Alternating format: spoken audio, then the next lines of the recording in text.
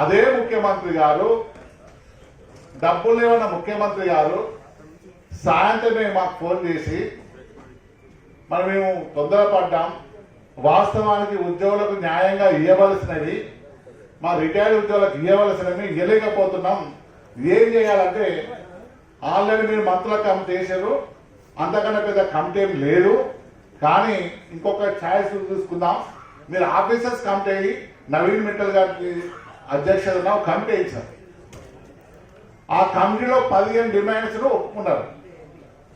Already మనందరికీ జేఎస్లో విన్నవించుకున్నాం. అందులో మొట్టమొదటిగా మరి ఇలా అప్పుడు 10,000 కోట్లు ఇలా పెండింగ్ ఉన్నాయి. మరి 10,000 కోట్లు పెండింగ్ ఉన్నప్పుడు మరి ఇవ్వాలన్నప్పుడు మా పరిస్థితి బాగలేదు, మరి ఏం చేస్తామంటే నెలకు 700 కోట్లు ఇవ్వడానికి అంగీకరించారు.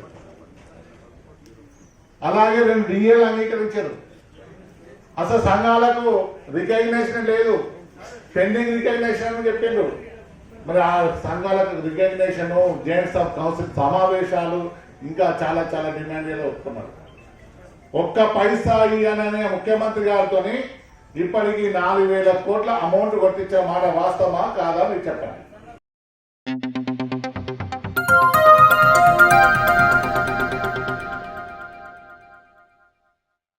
జేఎస్లో భాగస్వామ్య సంఘాలు 206 సంఘాల్లో ఆల్ పెన్షన్స్ అసోసియేషన్ తరఫున కూడా మీ సంఘం కూడా జేఎస్లో ఉన్నది కాబట్టి మరి ఇవన్నీ సమాధానం చెప్పాలి. జేఎస్ చైర్మన్ కానీ ఇక్కడ రావడం జరిగింది. వాస్తవం మొట్టమొదటిగా మీ అందరికీ స్పెషల్గా నేను కృతజ్ఞత తెలియజేస్తున్నా. ఎందుకంటే ఇంత డిసిప్లిన్గా ఇంత ఏజ్ మీద పడ్డా మీరు ఇక్కడికి వచ్చినందుకు మీ అందరికీ పాదాలు వందనాలు తెలియజేస్తున్నాను. వాస్తవం కమ్యూనిస్టు భావజాలన సంఘాల్లో డిసిప్లిన్ ఉంటుంది, వేరే సంఘాలు ఉండదా అంటే కొంచెం తక్కువనే ఉంటుంది. డిసిప్లిన్ గా మాకన్నా చాలా పెద్దవాళ్ళు వెనక వైపు కూర్చున్నా అక్కడ వైపు కూర్చున్నారు. ఇప్పుడున్న సంఘాలు లేదు. అవసరమైతే చేయని పక్కకే కూర్చోవాలి, అందరు ముంగడే కూర్చోవాలి, ఫోటోలకు పోజ్ ఇచ్చేవాళ్ళే వాట్సాప్ వీరులే తప్ప మీటింగ్లకు వచ్చే నాదులు లేడు. ఇంతకుముందు మా సిస్టర్ ఒక అడుగుతుంది, అన్నా ఏమైంది సమరం అన్నావు చల్లబడ్డావు అని చెప్తుంది. సమరం అన్నాం చల్లబడ్డామని చెప్తుంది. ఆ మధ్యలో ఏమైందో ఎవరు చెప్తలేరు ఎక్కడ.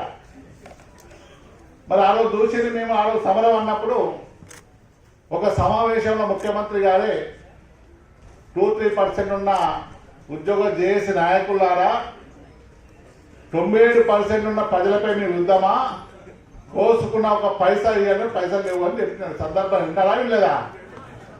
మరి ఎవరిని చూసి అన్నారు? అది మా చూసి అన్నారు కదా, చేసిందే. మరి చల్లబడ్డాడు ఎక్కడ ఉంది అక్కడ. ఈ నెలలో మళ్ళీ 31 నాడు 700 కోట్లు కొడతారు. కానీ ఇవి సరిపో. నేను కూడా అనుకున్నా 700 కోట్లు 2 సార్లు కొడితే మా రిటైర్డ్ ఉద్యోగులకు ఉన్న ఉద్యోగులకు జీపీఎఫ్ అయిపోతుంది కావచ్చు, కొట్టుమని చెప్తే పట్టుమని 2 నెలలు రాలేదు. 2 నెలలు మా అమౌంట్ పెట్టి 400 కోట్లు కొడితే 2 నెలలు కూడా అయిపోలేదు జీపీఎఫ్. అంటే అంత పెద్ద అమౌంట్ ఉన్నది. మరి అదే ప్రభుత్వాన్ని కోరినాం, మీరు ఇంకా 700 కోట్లు ఇస్తే 10 సార్లు రిటైర్మెంట్ పెరుగుతున్న పోతున్నారు, మీరు 700 కోట్లు ఇస్తే ఎప్పటికీ ఇది తీరవు, 1,500 కోట్లు ఇవ్వండి, 1,500 కోట్ల తర్వాత నెక్స్ట్ పెంచండి అని ప్రభుత్వాన్ని కోరుతున్నాం. మరి ఆ రోజు డిఏ ఇచ్చిండు. డిఏ ఇచ్చిన తర్వాత మేమేమన్నా 2 డిఏలు ఏదో ఒప్పుకోమని చెప్పాం.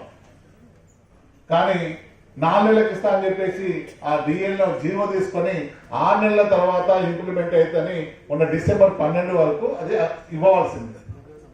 మళ్ళీ కాలయాపన చేస్తున్నాం. చీఫ్ సెక్రటరీ గారిని అడిగినాం, దీనికి మళ్ళీ క్యాబినెట్ సమావేశం అవసరం లేదు, ఆల్రెడీ అలా తీర్మానం జరిగింది, మీరు జీవో ఇవ్వండి అని చెప్తే నేను జీవో ఇస్తామని చెప్పిండు. మరి ఇవాళ ప్రకటిస్తారా లేకపోతే ఫస్ట్ వీక్ లో ప్రకటిస్తారు. మరి ఎందుకంటే వాస్తవానికి గంభీరమైన సమస్య. పొద్దున్న లేస్తే మా రిటైర్డ్ ఉద్యోగులు నాకు ఫోన్ల మీద ఫోన్ ఇవే, ఏమైనా జయశంకర్ గారు హాస్పిటల్లో ఉన్నాం, మరి ఏమవుతుందా ఎల్లుండి అవుతుందా చేస్తుంటే మరి విధి విధానాలు ఈహెచ్ఎస్ కార్డు చూడాలన్నా వద్దా? ఇలా 30 నాడు అసలు యాక్చువల్గా ఇలా హెల్త్ డిపార్ట్మెంట్ ఇలా ఒక మీటింగ్ ఉండే, అది ఏమైందో ఇలా క్యాబినెట్లో పోస్ట్ పోయిన అయిందో తెలియదు, కానీ పోస్ట్ పోయిన అవ్వచ్చు, రేపు చేస్తాం. మనం ఏం చెప్పాం, ఒక ట్రస్ట్ ద్వారా 186 జీవో తీసుకొచ్చారు, ట్రస్ట్ ద్వారా ఐఎస్టీ ఇవ్వండి, ఇచ్చిన తర్వాత ఇంకేమైనా విధి విధానాలు చేంజ్ చేసుకుందాం, దాన్ని ఇబ్బందికరంగా ఉన్నది, నువ్వు హెల్త్ కార్డు పోస్ట్ పోన్ చేయొద్దంటే మన చీఫ్ సెక్రటరీ గారు ముఖ్యమంత్రి గారు జాయింట్ సబ్ కౌన్సిల్ సమావేశంలో దానిలో పెట్టేసి ఈ ఫస్ట్ వీక్లో ఒక సమావేశం ఏర్పాటు చేసుకుందాం, జనవరిలో తప్పనిసరి ఇంప్లిమెంట్ చేసే బాధ్యత తీసుకుంటామని చెప్పారు. ఒకవేళ తీసుకోకపోతే మనం మనకు ఉన్నదే, మనకున్న వాయిదా ఏంటి, తిరగడమే, సమరమే. కానీ సమరం అంటే ఇలా మీ రిటైర్డ్ ఉద్యోగులు చాలా మంది చూస్తున్నాం, రిటైర్డ్ ఉద్యోగులు వస్తున్నారు కానీ రెగ్యులర్ ఉద్యోగులు వాళ్ళు ఆడలేదు.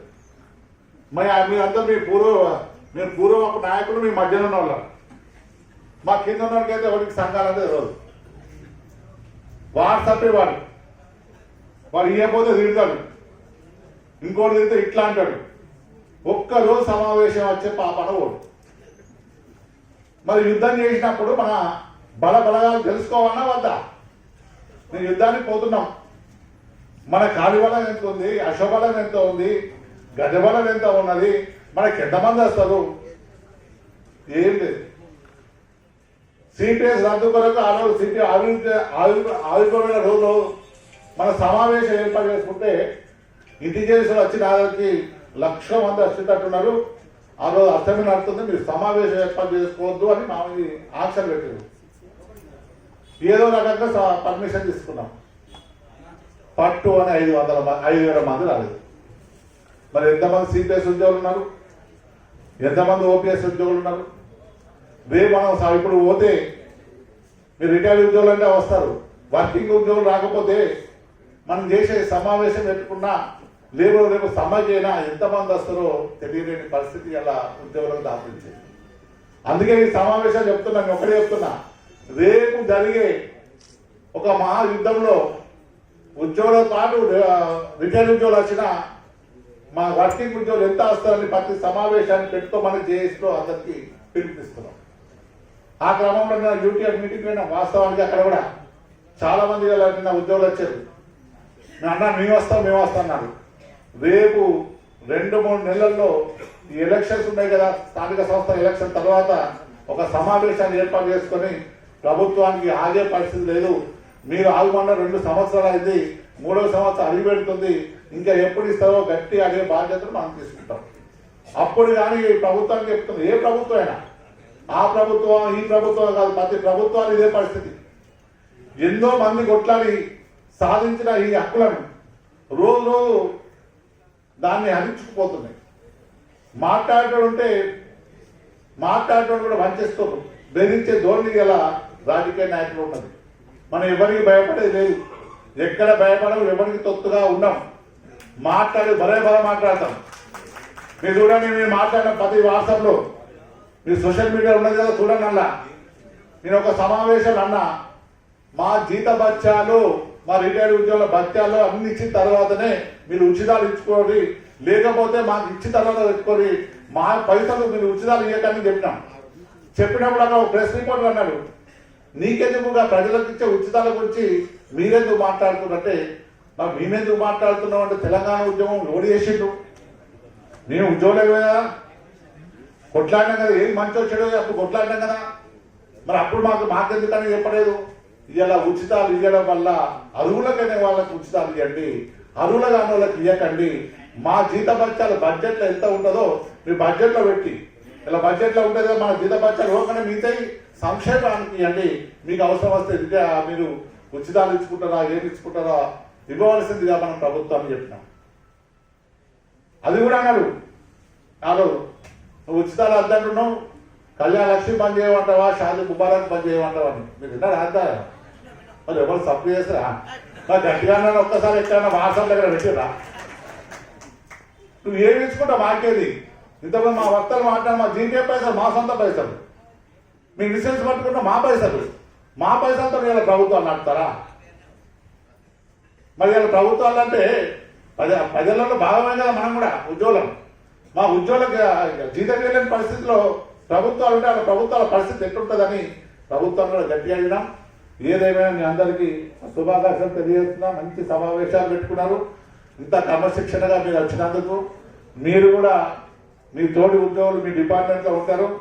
సంఘం అంటే ఏంటి, సంఘ పరిస్థితి అంటే ఎట్లున్నది, మనం ఎట్లా కొట్టాలని మీ అందరూ ట్రైనింగ్ చేయవలసింది కోరుతున్నాం. మీ డిపార్ట్మెంట్లో పోండి. మేము ఇట్లా సాధించిన రావాయి మీ సమావేశం ఏర్పాటు చేసుకుంటే మేము వేయనాం. నువ్వు ఎన్ని మీటింగ్లకు వేయనావు? ఎక్కడైనా మీటింగ్ ఎక్కడ సభ్యత్వం తీసుకున్నావా? లేదు. మీ యొక్క ఉద్యమ పార్టీత్వం లేదు. ఇంత రిటైర్ అయినా ఆల్ ఇండియా ఎంప్లాయీస్ ఫెడరేషన్ ఆ విధంగా ఇబ్బందికరంగా ఉన్న సమావేశానికి వచ్చి మీకు మెసేజ్ చేయడానికి వచ్చాడు. కానీ అన్ని కాళ్ళు చేతులు అన్ని మంచిగా కనీసం మీటింగ్ వచ్చే పరిస్థితి కూడా లేని పరిస్థితి ఉన్నది. అందుకే అందరినీ ఏకతాటిగా తీసుకొద్దాం. ఒక 2 నెలల్లో ఇలా స్థానిక సంస్థల ఎలక్షన్స్, జడ్పీసీ ఎంపీటీసీ ఎలక్షన్స్ అయిన తర్వాత ప్రభుత్వానికి డైరెక్ట్ గా మన బాధలను చెప్పేసి ఒక కార్యాచరణ తీసుకుంటామని మీ వాగ్దానం చేస్తూ మీ అందరి వచ్చే వరకు బిల్స్ వచ్చినా ఏదొచ్చినా మెడికల్ ఇలా హెల్త్ కార్డు వచ్చేందుకు 1 నెలలో రాకపోతే ప్రభుత్వం ఒక పెద్ద సమరమే తీసుకుంటానని మీకు వాగ్దానం చేస్తూ ముగిస్తున్నాను.